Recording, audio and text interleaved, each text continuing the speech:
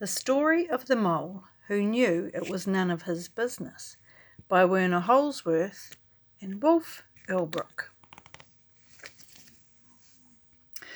One day the little mole poked his head out from underground to see whether the sun had already risen. Then it happened. It looked a little like a sausage, and the worst thing was that it landed right on his head. "How mean!" cried the little mole. "Who has done this on my head?" But he was so short-sighted he couldn't see anyone around. "Did you do this on my head?" he asked the dove who was flying past. "Coo, me? No, how could I? I do it like this," she answered, and splish-splash, a moist white blob landed on the ground right next to the little mole. His right leg was splashed with white. "Did you do this on my head?" he asked the horse who was grazing in the pasture. "Me? No, how could I? I do it like this." And flump, plump, 5 big fat horsey apples plopped down within a hair's breadth of the mole. He was very impressed. "Did you do this on my head?" he asked the hare. "Me? No, how could I? I do it like this," answered the hare, and rat-a-tat-tat-tat, 15 little round beans shot past the mole's ears. He saved himself with a daring leap.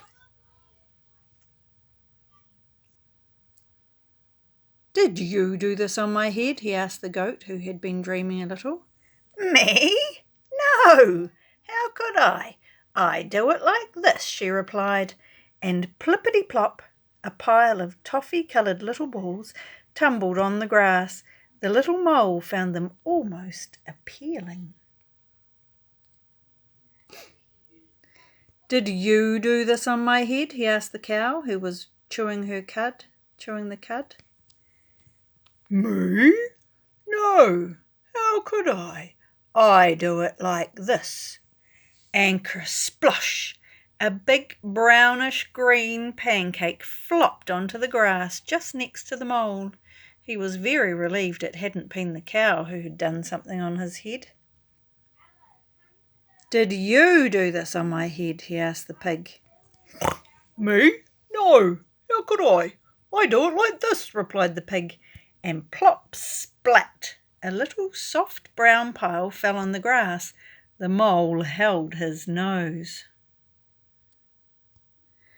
"Did you do this on my—" he was going to ask again, but as he came closer he saw only 2 big, fat, black flies, and they were eating. "At last, someone who will be able to help me," thought the mole. "Who did this on my head?" he asked excitedly. "Bzz, keep nice and still," buzzed the flies. There was a short pause, and then, "It is clear to us that it was a dog." Finally, the little mole knew who had done the business on his head. Basil, the butcher's dog. Quick as a flash, he climbed up onto Basil's kennel, and bling! A tiny black sausage landed on top of the dog's head.